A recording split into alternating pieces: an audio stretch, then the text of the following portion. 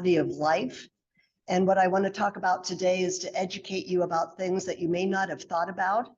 Maybe some of these things will be new to you, and some of them may be things you've already heard or read, because I have to say, good hearing is really making the news a lot lately.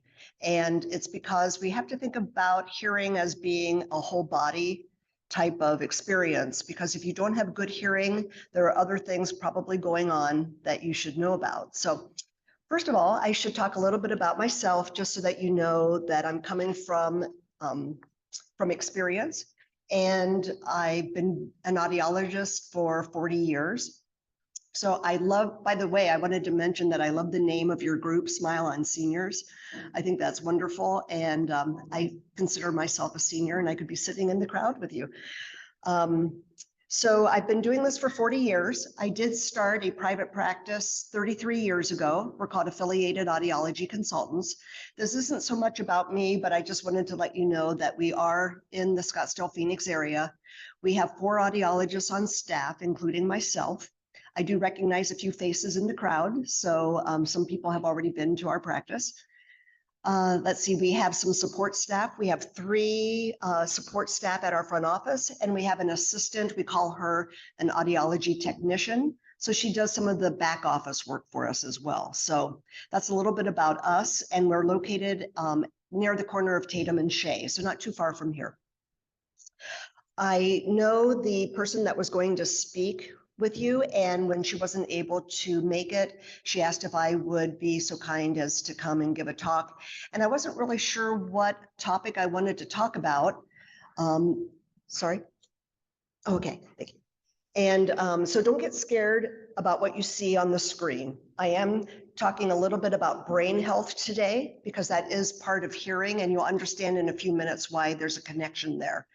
But dementia is a really big topic of late. Not that it's new to us. It's not like it just suddenly appeared on the screen, but the news and research is really digging a lot deeper into it than they used to. So I want to say why you want to take good care of your hearing because of brain health. By the way, I'm also going to kind of fly through these things a little bit so that there'll be plenty of time for questions and answers. So we'll leave plenty of time at the end for that as well. I forgot to forward the slides for you. That's me. All right, so before attending here, how many people knew what an audiologist is? I'd like to see a show of hands. Oh, that makes me feel very happy, because there have been years ago that when nobody knew what it was, there was a profession for it, but it took a long time to kind of come to the forefront so that people would know what we do. And this is a list of the things that most audiologists are involved with. And I would say that some people don't realize that we're into prevention almost more than we're into treatment. If we don't have to see a patient to treat them, we're very happy that they've prevented hearing loss in whatever way they can. There are some things that you can do to protect your hearing. Obviously, noise exposure is a very big, almost #1 reason people have hearing loss, besides the fact that we get older. So there's not a lot we can do about some of the age changes that happen, but we certainly can do protection whenever we have a job or hobby that involves noise exposure. So anyway, this is the list of many things we do. A lot of people in this room maybe have gone to seek the help of an audiologist, or at least an ear, nose, and throat physician. There are many audiologists that work in ENT offices, because we are the ones that do the diagnostics for the physician to be able to determine what next steps are for treatment. Some people don't know this, that about 80% of hearing loss is not medically treatable, which basically means that you might go to the ENT to get the diagnosis, but if you have what we call a sensory neural hearing loss, that is not something that surgery or medicine can correct. So we work very closely with ENTs, because if they cannot provide medical treatment, we're there then as the next step to help with usually hearing aids. But another very important aspect to hearing better is something we call oral rehab. Oral meaning A-U-R-A-L, which has to do with hearing in the ears. So it's a little bit like if you break a leg and you go to a surgeon to get it set and fixed, and then they're going to send you to a PT usually, or an occupational therapist also, to have the treatment to recover. It's really about the same with hearing. There is rehabilitation that we recommend that you do that has to do with practicing listening, because when you get a hearing loss, listening is what we're trying to give back to you to be able to live a full life and have a good quality of life. So more on that in a few minutes. So I have this poster here, and I'd like you to all take a look at it closer when you're walking out of the room. I don't think my slides totally match exactly the person here on this poster, but the idea is that I don't want you to think of the ears as a separate entity.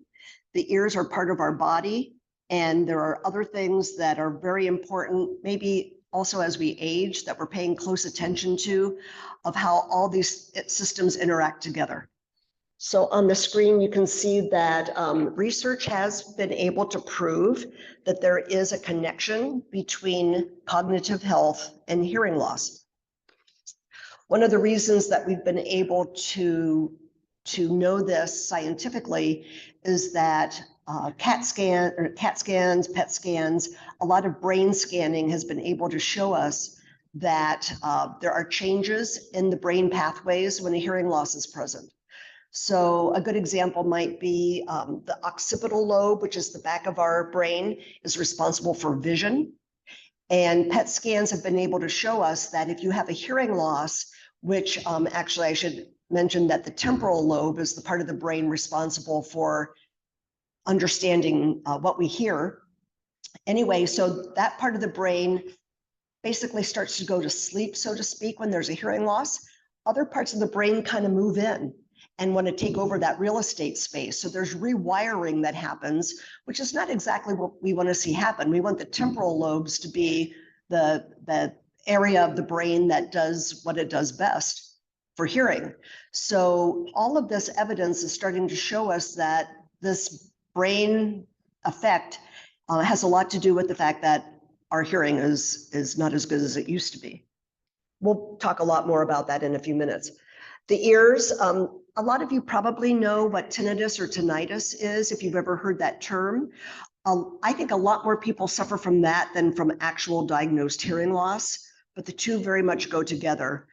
I can't remember the exact statistic, but I think it's as much as 90% of people with tinnitus actually have some measurable hearing loss. So the two things are very related together. Balance is another part of our system that's critical. And I don't know if you know that balance is part of the balance mechanism is located in the inner ear. So audiologists, not my practice, we don't specialize in balance because that's another whole section that some other practices decide to specialize in. But balance is critical. And if you have a hearing loss, you often have some balance issues as well. Another very important, fairly recent finding is that cardiovascular disease is really tied into hearing loss. So whenever we're doing a case history with our patients, if we find that they have any evidence or diagnosis of cardiovascular issues, including high blood pressure, that's a red flag that we have to be sure that we're keeping that in mind as we're going through the diagnostics, because the two are very highly correlated. Kidney disease, another important factor. So just another example of how our body is all kind of tied together. Diabetes, if you are diabetic, especially if it's not under good control, you are much more likely to have a hearing loss as well.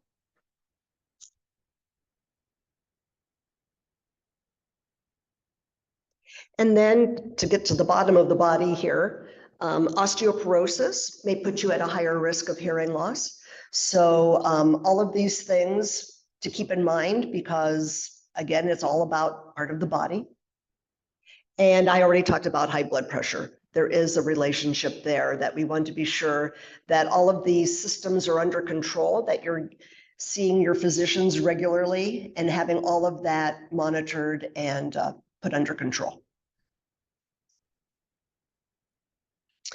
So I don't know how many of you have maybe seen evidence in some of the research and some of the articles that are out there, not that we should believe everything we read, but that social isolation is a big side effect of having a hearing loss. Because when you think about it, if you can't hear very well, you're not going to be very participatory. It's so much easier to bow out and not participate, either from embarrassment that you don't want to show that you couldn't hear what somebody said. We all know cases where we've just nodded yes or no, not really knowing what the topic was, or if somebody asks a question, you might not answer it correctly. So a lot of people just bow out just because it's easier and it's less likely that you will make a mistake. So isolation is a big deal because isolation usually leads to depression and anxiety. And guess what?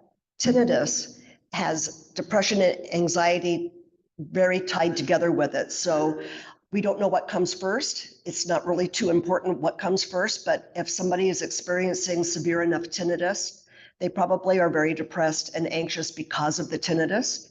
But we also find that some people have their anxiety and their depression first, and then the tinnitus sets in. So it is true, there's no true medical cure for tinnitus. I hate to say that. I wish that we had a better understanding of it so that we could treat it. But that doesn't mean you have to live with it. We can help you cope with it, and we can find ways to help you live with it and not let it control you, that you can control it. So I just want to be sure that that's something that you all know. Falls are a higher incidence of issues with hearing loss, and we talked about balance earlier. So this is just reiterating some of what I mentioned before. Atrophy has to do with the cognitive decline I talked about, because when you think about it, if you have a muscle that you don't use, it pretty much becomes unusable over time. That's why PT is so important as part of a rehab protocol. But I will say that the brain can go through the same set of systems that if you don't use your brain, it's that use it or lose it kind of thing, that with hearing loss, you know, we want to be aware that if you don't use your hearing and your listening abilities, you do lose it. And then that totally affects quality of life.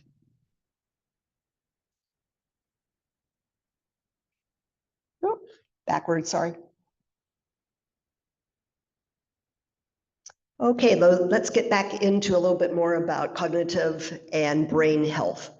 So think about what happens when you have to listen diligently to somebody talking, or a group, especially if there's background noise. It's always harder to listen when there's background noise.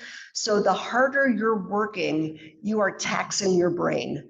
The brain is set to do a certain number of functions while we're just sitting here in this room. And if you are having to work too hard to listen, then you are taking away the resources of what the brain is supposed to be doing. And the number one resource is memory. So when people are having memory issues, we always want to be sure we know if hearing loss is part of the picture at all. We have actually seen evidence, and there's no guarantee that this happens, but if you have a hearing loss that finally gets diagnosed and you treat it properly, and properly is a very important part of this, but if it is treated properly, we have seen evidence of that scores on cognitive tests and screenings improve. So I have to say that that is really big for us in our profession, because anecdotally, we always figured that there was a connection between brain health and hearing. We could see it in our patients, but we didn't have that scientific evidence. But now the world is showing that there is that connection. By the way, some of the things in the folders that you have in front of you, I did that because I'm all about educating. So I want to be sure that you have those to read after this talk is over. I know if I just gave slides, it might be hard to remember some of the things we talked about. So I wanted to hit the high points in the handouts that I gave you.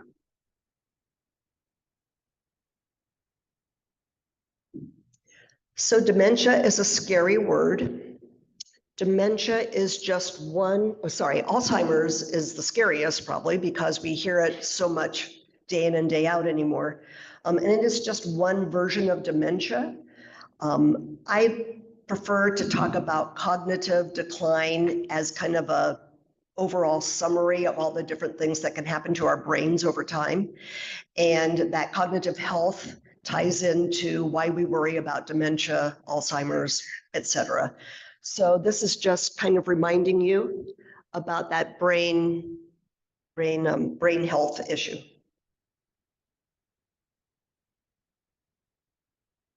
So we're not quite sure why there's such a connection, but I got to say some of it seems sort of like common sense, because if you can't hear, you really are out of the world and your brain is not be able to be as involved as it could be if you could hear better. I always found it interesting that we all know Helen Keller. You might not know her full story, but she used to have a saying that's quoted quite often, that when people would ask her if what was worse, losing her vision or losing her hearing, and I can't imagine even having to pick one being more important over the other, because I would hate to have the loss of either of those senses. But she used to say that losing her hearing was more catastrophic to her than her vision, because her saying was, if you lose your vision, you lose touch with things because you can't see things anymore. But when you lose your hearing, you lose touch with people and communication. And I took that to heart, because I wouldn't want to lose either of those. And to have somebody who's lost both of them, it just shows that she put that critical importance on hearing, helping us be able to be in touch with our fellow man. So that was a pretty interesting quote from her.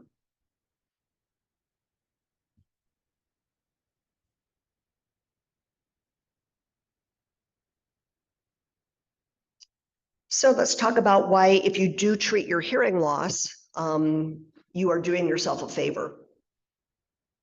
So we know that if you can hear better, like we've proven in some of the tests where we retest people after they've used hearing aids that were properly fitted, they will show improvement many people show improvement over time. It's not an overnight thing.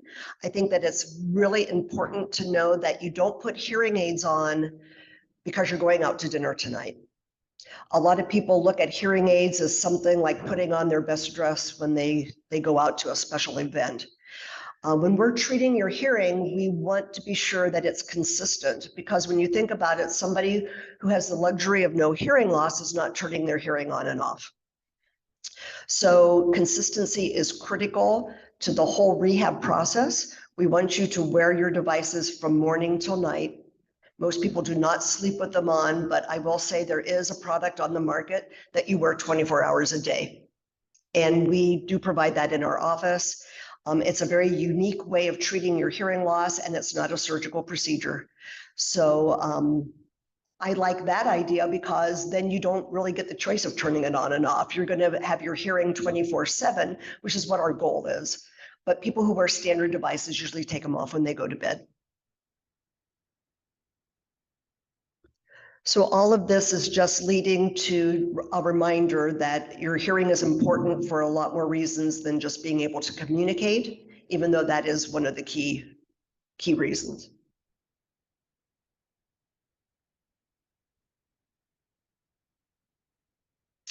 These are the signs and symptoms that you should get things checked.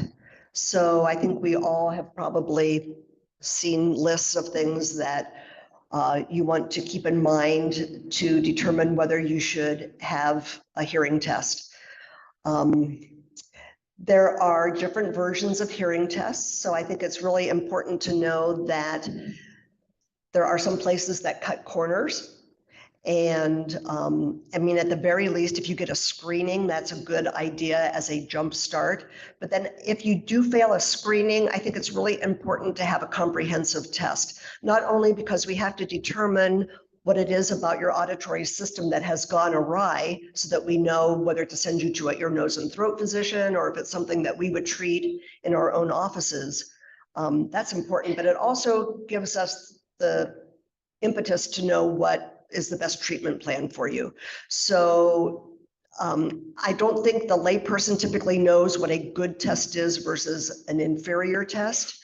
But that's what we're all about, to educate you. So going to an audiologist, I think, is critical for that aspect.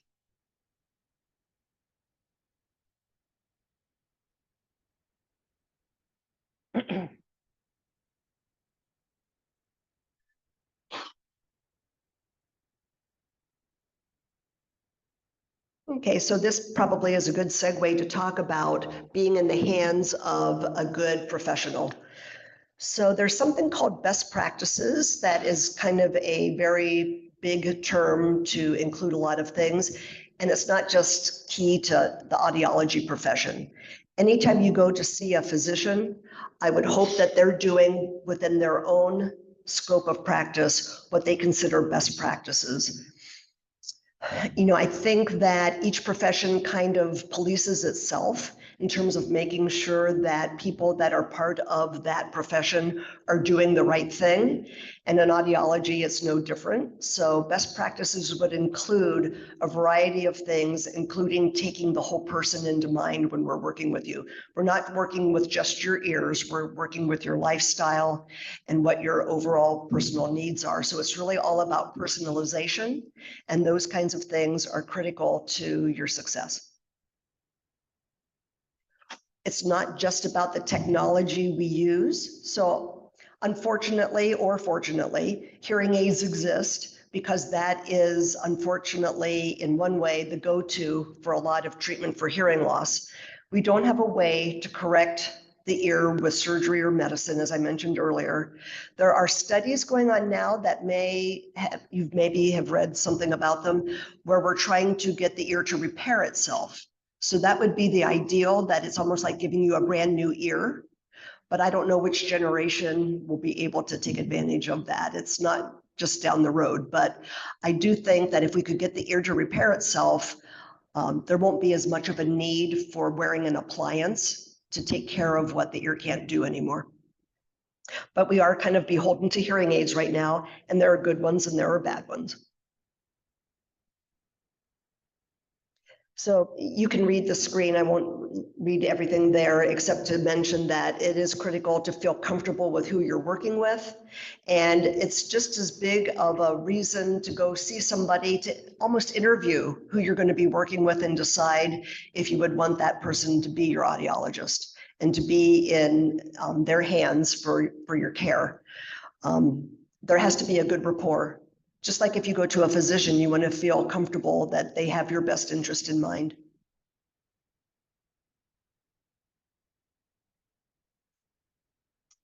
So this is just a summary, why it all matters, what I'm talking about, that we want to keep your brain health as good as possible. There are some things that we can't control. I forgot to mention that genetics is a big part that we can't control. So if cognitive decline runs in your family, there won't be a lot you can do about that aspect of it. But anything that you can do, you should put in your own hands to do that. For instance, I do believe that, I lost my train of thought. It was something about genetics. That hearing loss is the #1 modifiable risk factor that you have control of for cognitive health. So that has been published in medicine journals, that it is the #1 thing that you can do. Early intervention, of course, the sooner the better. That's true with anything with healthcare. And, take action, because no one will necessarily do it for you, except a family member might kind of push you to go get checked. But yeah, it's important to take your own health in your own hands too. Interestingly, I think the World Health Organization came out with a statement here at the bottom of the screen that getting tested, at least screened, by the age of 50 is important, because you want to catch things early. Obviously, there are reasons for hearing loss before age 50. So if there were any signs or symptoms that a person notices, it's important to get tested before 50, but 50, is kind of a key factor to start getting it checked. And I believe that's it. Thank you very much. If you do have a question, I'll walk around the mic or bring back in a second. And then if you don't mind repeating the question, just in case. There are many hearing aids on the market. If one comes to you to do a hearing evaluation, how do you go about selecting the best, most appropriate one to go about to the patient? I think that's an excellent question because there's a lot of stuff out there. And I do believe that it's our job as the professionals to help guide you, because just like something that I'm not involved with in my profession, I would go to somebody that I feel that I can trust, that's an expert, to help guide me along that way. So there are lots of products on the market. You're probably bombarded in your mail quite often, newspapers, commercials. I do think the important thing is something I touched upon a little earlier, that it's not just the product. The ability of the product to do what we want it to do is very important, but just as important is going to be the person whose hands that product is in to make the product work for you and for your needs. So the best advice I can give is be sure that you're working with somebody who's only using reputable hearing aid companies that have good research behind their products, because if it's something that has not been put to the task of having peer review, the FDA, by the way, does have to approve hearing devices. So you'd want to be sure that you're working with something that is FDA approved. But I think that you have to find the person that you can trust after you get to know them, that it has your best interest in mind.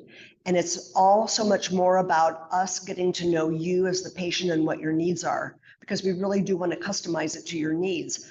I don't know anything about you until you come in and have a consultation with us, but we go over what your lifestyle is. Where do you see things falling short?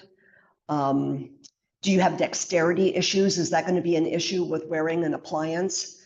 So all of those things help us customize it for you. So it really is looking at you as the whole person and not just your hearing loss. I have a question. Again, this is the beginning when we talk about the heart or So you might have to repeat that again. The cardiovascular connection to hearing loss. Oh, yes, yes. So heart disease and cardiovascular disease is something that is systemic in our system. You know, it's something that isn't just about the heart, it's about good blood flow to all of our cells. You know, it's the whole body idea again. And one of the things that's really important to know that you wouldn't necessarily know about the ear is that it is necessary for good hearing for the cochlea, where all the nerve endings for hearing, to get enough oxygen. So that blood flow is critical to the inner ear to have everything work the way it's supposed to. So that's why cardiovascular health is critical, because if the inner ear does not get enough oxygen, it's going to start making things happen that you don't want to see happen in the inner ear. That all those nerve endings need to be bathed in good oxygen-rich blood. And so, you know, you don't have to know all of the physiology of it, but just suffice it to say that cardiovascular health is important for so much of our body, but more so than for hearing than you'd ever think about. Mm-hmm. Is that covered by Medicare? Oh, good question. So she asked if it was covered by Medicare. Medicare has kind of a strange way of treating hearing. Some of you may know this, or maybe it's new to you. You would think that it was covered, and it's not. Hearing loss is something that Medicare looks at as if you have a medically compromised system where the surgeon can do a surgery to correct it, or perhaps a medication of some sort that's going to help you, then Medicare will pitch in. When it's that 80 to 90% sensory neural hearing loss that exists out there in the world that doesn't have a medical treatment for it, Medicare doesn't help you. So it is true. I think this is a good segue to talk about Medicare Advantage plans because there's a lot of confusion. And we have patients come to our office who say they have Medicare, but they really have a Medicare Advantage plan. They are totally different things. And so some Medicare Advantage plans do cover hearing as one of your benefits, but you'd have to be very cautious on how they word what they'll cover. And if you're pigeonholed into what they'll cover, sometimes there's like a formulary of what you have to go with them.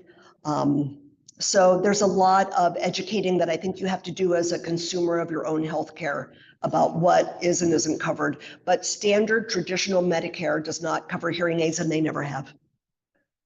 Yes. Oh, okay, sorry. Yes. So for an evaluation, there was a recent change. So I'm going to tell you the old way and then how it changed. So it used to be that for an evaluation to be covered, you had to have basically a prescription from your physician or anybody that was basically like an MD. So it could be a PA, it could be a naturopath, it could be an MD, a DO, but you had to have a discussion with your primary care physician, so to speak, to tell them that you're having hearing issues, and they would write the prescription, and then you would go and give that, or they would send it to the office that you're going to get the test. That would allow us to bill Medicare. Well, that's always tricky because there's a lot of people who might walk in and just say, I want a hearing test. We're not allowed to solicit to tell you to go get that referral from your doctor. Medicare frowns on that because that is what they consider solicitation. It's supposed to emanate from you already having had the discussion with the physician. So there we have it. But just recently, at some point last year, I can't remember, I'm pretty sure it was less than 12 months ago, audiologists are allowed to decide whether your hearing test was medically necessary. So they have put more power in our hands, which I'm shocked at, but we are allowed to determine the medical necessity without you having to have the discussion with your physician. There's a big caveat to this, is that Medicare watches how many times you're getting tested. So if you already have a diagnosed hearing loss and you're just having it monitored by getting tested on a semi-regular basis, we recommend once a year because just like a physical, things can start going awry that you might not be aware of. But if it is just to monitor your hearing status without a new symptom coming up or something like that, we are not allowed to call it a medical necessity, and Medicare will not cover it. So they don't cover monitoring, but they cover other things that we're allowed to say was medically necessary.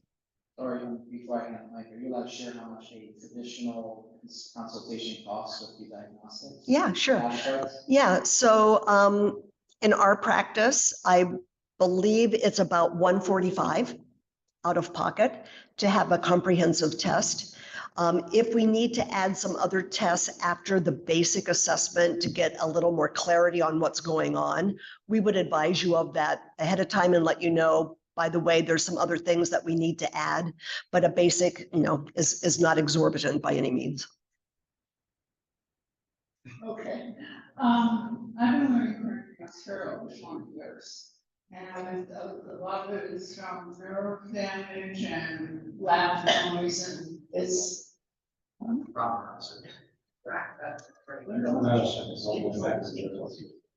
happened was I got a gun and was shot off the side of my head on the left side.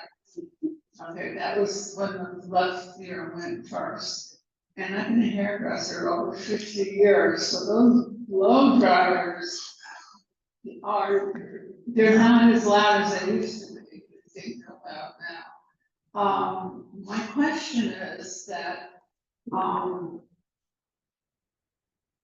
I hear, but it doesn't always connect. And I've been tested for that also. And, to the Neurologist. Mhm. And, they said, but my problem was that it is normal for 15% of the population. So I find it confusing because I'm always turning them up and turning them down. He says I don't hear anything, and it's not that I don't hear. I have to face her, but nothing wrong with that. She's excellent, never took a class, but she reads lips when you face her. And Mhm. I don't know that. I didn't know that until many years later. The thing that bothers me is that it doesn't always connect. Yeah. The cognitive,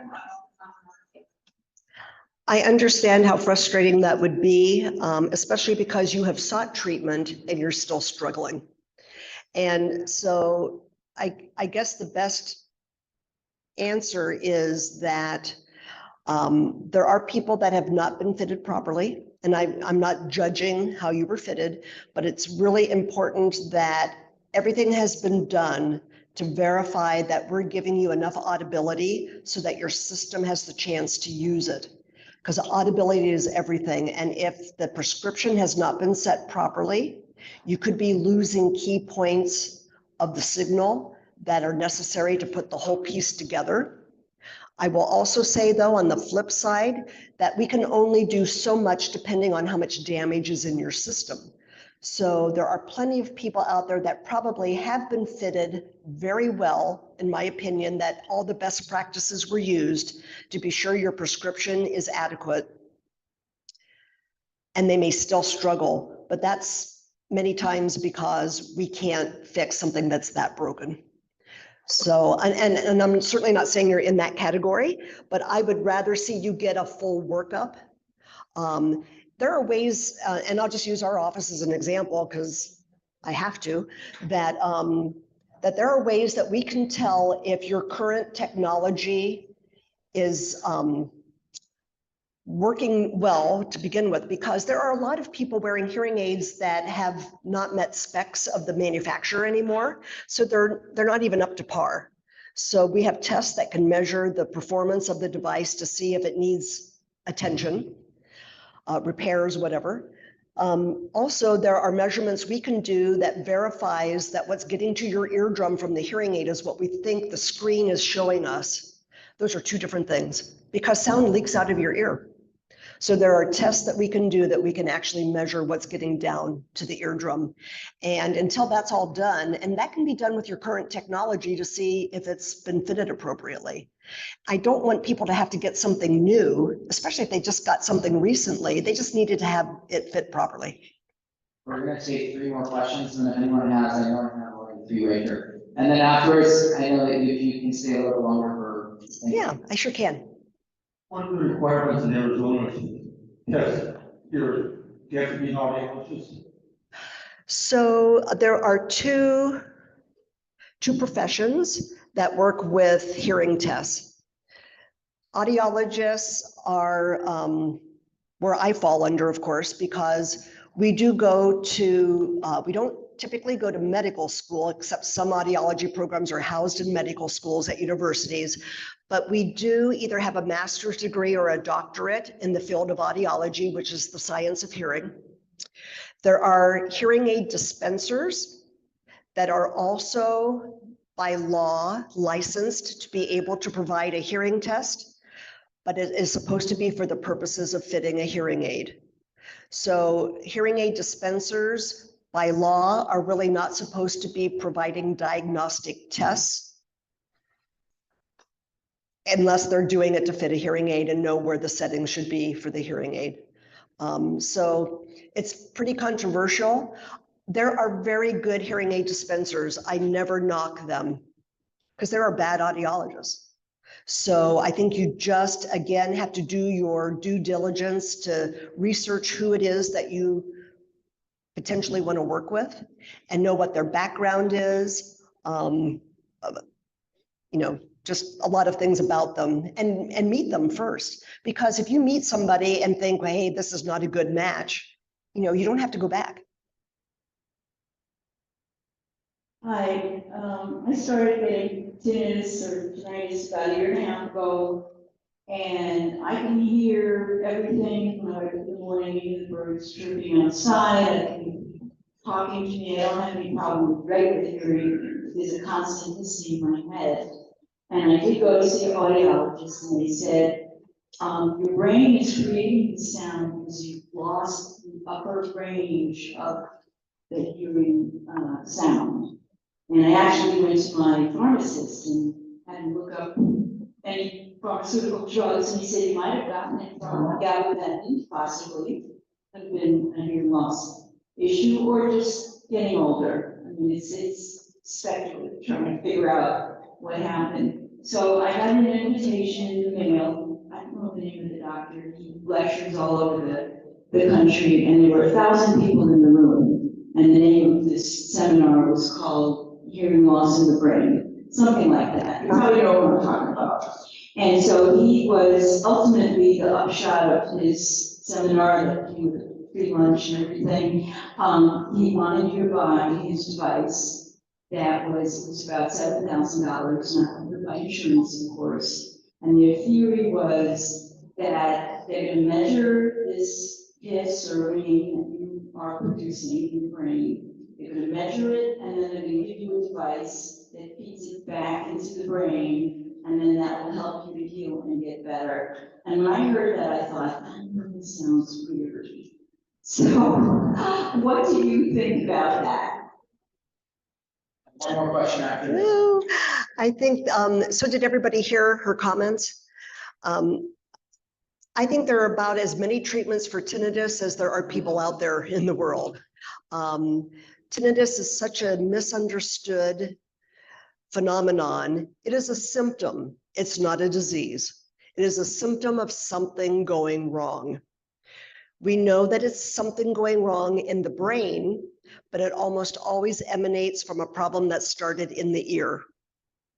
There has been stories long ago where people were so debilitated by their tinnitus that they actually went in for surgery to cut the auditory nerve, thinking that that would stop the ringing from happening. And we're talking years ago, probably 100 years ago. Guess what? It didn't work. So they lost their hearing because they cut the auditory nerve, and they still heard ringing in their head. So that is how mysterious, unfortunately, that tinnitus is. We have a little bit better understanding than we used to before, because we know it is centered in the brain. There isn't one local spot in the brain that we can point to and say, this is responsible right here. I wish we could. But until more is known, I really think that the best advice I can give is there is no medically proven treatment of pills or concoctions that work. The placebo effect is big though. So if you take something that you think is going to help you and you start to feel better, always remember that it's not necessarily the science behind what you took. It could be that how the brain, when you feel like you've taken something to do good for yourself, it's a placebo effect. I kind of don't care. If you feel better, even if it's a placebo effect, I'm happy for you. So to answer your question, there are lots of treatments out there for tinnitus that sometimes they don't make sense. And sometimes for that particular person, it worked. Was it placebo? Who knows? There is a new product on the market. I'm just going to throw it out there because it's kind of weird. It's kind of unique, but it does work for some people, where we call it multimodal treatment, where you put a stimulator device under the tongue and you wear headphones. And so while you're listening to passages through the headphones, you're getting under your tongue stimulated. Now, does that sound wacky or what? But it is FDA approved, and it's something that does work for some people. So I'm so glad that there's not just one concoction out there that we think is going to do the job, because it does take some trial and error to find something that gives you relief. Is it curing it? No. But if you aren't aware of your tinnitus as much anymore, or maybe it seems like it's totally gone, even though we can't say we cured it, we have helped you live with it and you've been able to maintain it then. So it really is about helping you live with it. And the big problem with tinnitus is it can reach a point where you feel like it's controlling you. And you have more control over it than you realize, but you just have to be in the hands of somebody that can help you learn how to control it. Georgina, you're very smart lady. Oh, thank you. Are there any laws coming out to control all these people that say that they're passing on hearing aids and they're just selling sound amplifiers? I mean, that's one thing. Second question, I find that the audiology industry has failed to do is follow up and tell you and show you how to use the hearing aids that they gave you. My hearing aids are far more technical than I would know about, and it does things I don't even know how to turn them on and off. All I know is when you charge them at night, they turn off. When you unplug it, they turn on. They never taught me anything else. And on the phone, they say, oh, you can do it all on the telephone. But they don't really teach you how to do that. And the problem is Medicare only covers the first, and then I think one follow-up is all Medicare did. This year, they're coming out and they're just going to do over the counter. That means all they're going to cover is sound amplifiers. Yeah. So I don't know, but I think you've done a good job in your organization. It does take special insurance to be able to qualify for a lot of this hearing stuff. So for 30 years, you know, about hearing aids, and only in the last 3 years might have got really bad. Okay. So I'm not sure where to start, but let's talk a little bit about policing the industry out there, because every state has licensure rules that to dispense a hearing aid, you have to have passed a test that proves that you know what you're doing. I used to be on the exam committee that gave that test in the state. I did it for 7 years. I can't tell you how many people filed through there taking the test and failed. Then I would see them back 6 months later when the test was being offered again. Sometimes they failed again. So there are people trying to get into the profession of hearing aids that maybe have no business being in it, and they might be thinking that, you know, I can't judge why they want to get into it, but they need to be in the hands of a good mentor who has taught them the right things, or go to school to be an audiologist. To be a hearing aid dispenser in the state of Arizona, you have to have a high school diploma and pass the test. So we all know that testing, you can finally pass something if you take it often enough. So